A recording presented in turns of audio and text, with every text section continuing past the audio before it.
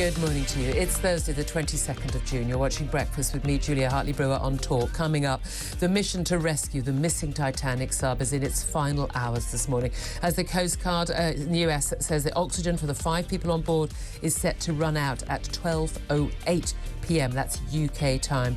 Meanwhile, the Bank of England is expected to raise interest rates for the 13th time in a row at lunchtime today, after inflation stubbornly stuck at 8.7% yesterday, putting more pressure on mortgage holders. And Chancellor Jeremy Hunt told the COVID inquiry that the UK's first lockdown could have been avoided if quarantining had started earlier. Yet more utter abject nonsense for Jeremy Hunt. What a surprise, everybody. It's coming up 6:34. This is Talk Breakfast. Well, good morning to you. This is Talk Breakfast. As I say, thank you very much indeed for joining us.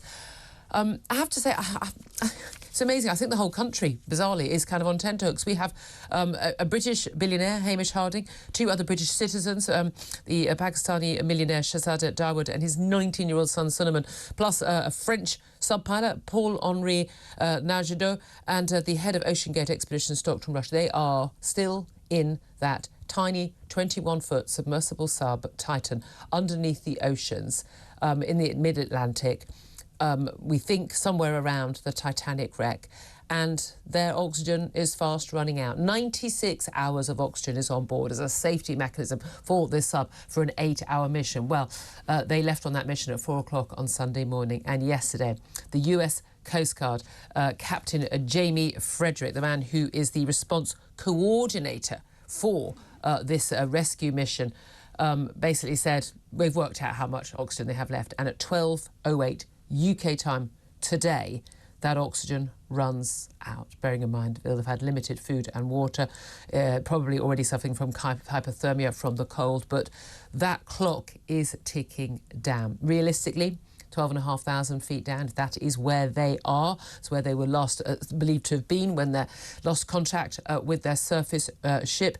They've got to actually get another submersible down there to pull them to the surface. Realistically, when I go off air at 10 o'clock this morning, if that sub has not been found, realistically, those 5 men will not make it out alive. So much focus of the world has gone on this.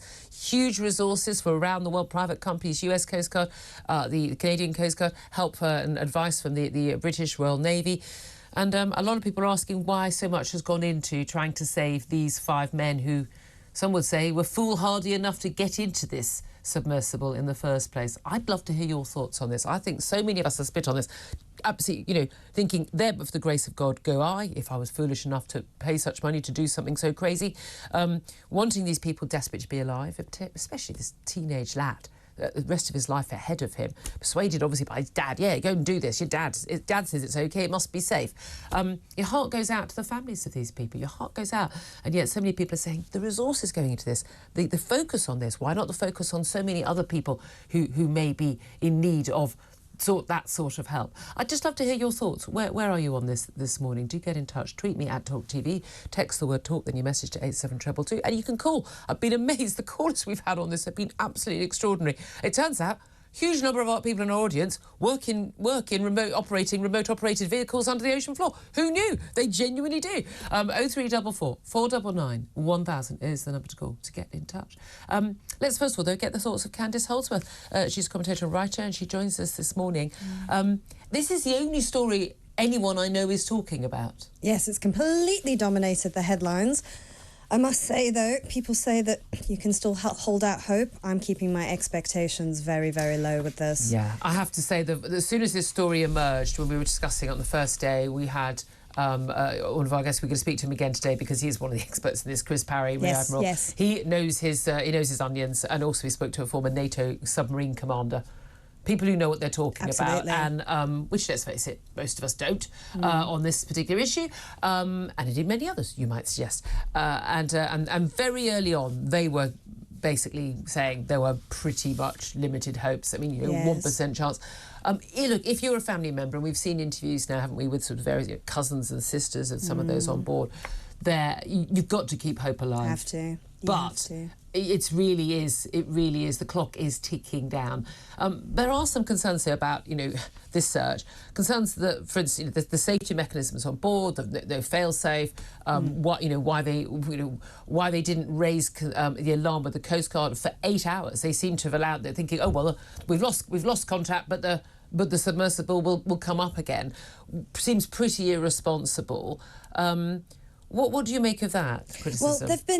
Well, it seems there've been reports that they contacted a British firm called Magellan first, but then the US Coast Guard wouldn't give Magellan the permits to come in and help. Yeah. So maybe that was just poor thinking once again on the part of OceanGate, not knowing the protocols that needed to be followed. But you'd think they would know. Yes, I mean, the whole thing, a lot of people who've done that journey have said when they went down to view the Titanic in that submersible, something went wrong. Yeah. It seems like something went wrong every time they did a dive. And I'm thinking even if everything went right, it would still be horrific. Yes, you think about the aviation industry, how highly regulated it is. They have to do numerous checklists before they're allowed to take off. Anything carrying passengers like that is highly, highly regulated. Yeah. Well, that's the thing, it's not regulated. Lots of the sea isn't regulated in the same way as part of that is, well, you're only causing an injury to yourself.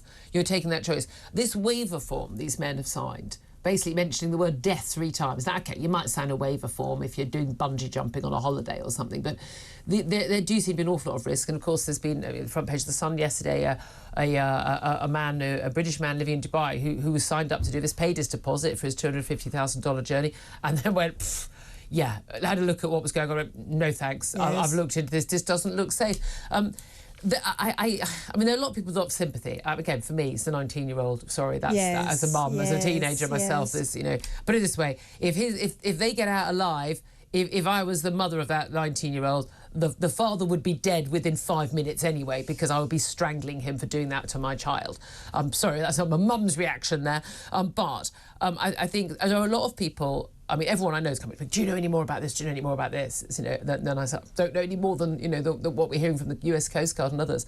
But I think a lot of people are saying, look, the resources that have gone into this, the focus that's gone into this, is it because it's a bunch of billionaires, millionaires, and all that focus, and then they're comparing it with, say, the migrant boat that went down off the coast of Greece, where they think 300-400 people could have died, and the lack of resources that went into that. Is that a fair comparison, or is that the usual sort of hand-wringing liberal, oh, but if you spent this money on schools, wouldn't everything be better? Well, what's the scenario they imagine? That's what the US Coast Guard says. No, we're not going to help them, let them die. That is their job. Yes, that would never happen. Human empathy kicks in, and it doesn't matter who someone is. You help them if they're in trouble. Obviously, these things garner huge amounts of media attention, so the authorities carrying out the search are going to feel that pressure as well. They're going to be judged for this. Absolutely. And there is an element also, because for so many of us, it's our worst nightmare. So many people are afraid of going under the sea. I'm amazed by the number of people I know who, ski on black runs, go up in a hot air balloon, they'll sky everything. So the thought of going even 10 foot underwater terrifies the living daylights out of them. And I've done wreck dives inside boiler rooms with inside wrecks, 30 metres under. I wouldn't go to the bottom of the Atlantic Ocean to visit the Titanic, and I certainly wouldn't do it where it's sort of outside of my control. Whereas I'm scuba diving, I've got control. I know how much air I've got. I know how long I can be there. I'm with other people. I scuba dive. You always have a knife with you, so you can cut yourself free if you get caught in something, and you have other people around you. The lack of safety around this sub is what terrifies a lot of people. But also, I think the actual fact of it all, when we saw the inside of that sub, it's basically a metal tube, 21, 22 feet long, just pretty empty. They've got a rudimentary toilet system, so I'm going to go with a bucket with a lid. Just the most basic supplies. We're told, of course, we've got this 96 hours of oxygen, but there are some concerns that they didn't have what's called a scrubber to take the carbon dioxide out of the air. So you're looking at people basically getting, they'll basically people be unconscious. The 5 men on board were likely to be unconscious by now, even if they still got oxygen. It's basically freezing temperatures down there. If they have had a power outage, which is what seems to be the expectation, then they'll be suffering from hypothermia. They've got limited food and water. Food, not an issue, but water, you can't go 3 days without water. Yes. Whatever water supplies they had, they will be very likely to be running out now. We are talking about the most desperate scenario And yet the hope is still there. Let's have a little listen to what the US Coast Guard response coordinator, Jamie Frederick, did have to say at that press conference last night. When you're in the middle of a search and rescue case, you always have hope. That's why we're doing what we do.